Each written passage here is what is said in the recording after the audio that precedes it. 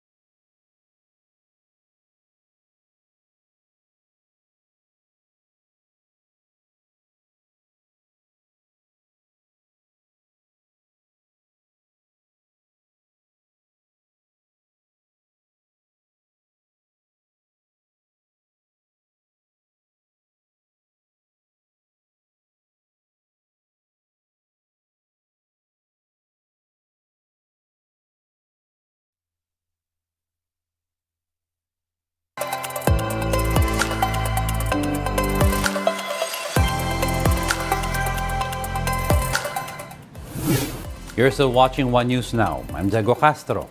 Senator Bato Dela Rosa accuses the House of weaponizing the ICC probe to silence the Dutertes. Dela Rosa, who was the PNP chief that implemented former President Rodrigo Duterte's drug war, says some Filipinos are questioning the timing of the House resolutions supporting the ICC investigation. There are currently 3 House resolutions on the ICC's probe. Senator Risa Ontiveros has likewise filed a resolution urging the government to cooperate in the International Criminal Court's probe into the Duterte drug war. Yung timing ba naman, kung kailan mayroong gusot between the Vice President, between the Dutertes and the Speaker of the House, saka pa naglabasan yung mga resolution na yan. House Speaker Martin Romualdez meanwhile denied the accusations laid out by Dela Rosa. Vice President Sara Duterte had previously mentioned that they would appeal to the Justice Department not to engage with the ICC. The DOJ, on the other hand, stated that their position remains unchanged, but they are open to listening to Congress's suggestions as a co-equal branch. Sense of the House naman yan. Yan ang mga hinay ng ibang mga kongresista. Magkakaroon tayo ng tamang panahon sa hearings kung saan ilalabas yung mga arguments for and against po. Still on the lower house, a congressman is calling for an investigation into the alleged proliferation of fake news by the network SMNI. Quezon Representative J.J. Suarez cited a video released by the network alleging that House Speaker Martin Romualdez used up 1.8 billion pesos in travel funds in a year. While House Secretary General Reginald Velasco did not name the network, he said the allegation was unfounded and categorically false. Velasco also says the accusation is an example of fake news designed to tarnish the reputation of the institution. The House also demanded that SMNI retract the allegation and issue an apology. At the same time, Quezon Representative J.J. Suarez called on the Committee on Legislative Franchises to look into the continued spread of fake news by the network. A lie unchallenged attacks the very integrity of this institution. And it is necessary that we confront it with the truth, because that is the only way we will find out. In the middle of these political tensions, Vice President Duterte denies that there are cracks in their tandem of her and President Marcos, or the so-called Uniteam. VP Sara says she and Marcos are doing their jobs and that their working relationship has not changed. The Vice President notes that she has heard no complaint from Marcos on her performance as Education Secretary. Sara adds that she also does not want to assume the House's motives in filing resolutions to support the ICC probe into her father's drug war. The Vice President said this after Senator Dela Rosa pointed out that the Dutertes are supposedly being silenced over the issue. Hindi pa kami nagkakausap ni Senator Bato Dela Rosa, no? Pero yung sa amin lang, yung sa side ko, we will just pose para legal points doon sa ICC na issue. Let's now take a quick look at other stories we're watching. The Senate has approved on final reading the proposed 5.77 trillion peso national spending plan for 2024.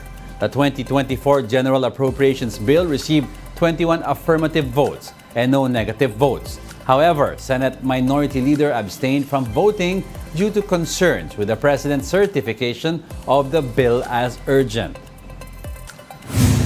The final route for the civilian convoy set to visit the vicinity of Ayungin Shoal in the West Philippine Sea is now being finalized.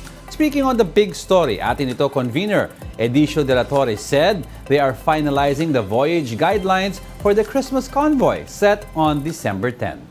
The National Security Council recently approved the initiative after its initial reluctance. And Mali, who had been dubbed as the loneliest elephant in the world, died at the Manila Zoo on Tuesday. Mali was sent as a gift by Sri Lanka in 1977 to the city of Manila when she was 3 years old after she was found orphaned in the wild. And those are the top stories of the hour. Join us again at 11:15 a.m. as we continue to monitor the day's biggest stories. I'm Diego Castro, your One News, all sides, all the time.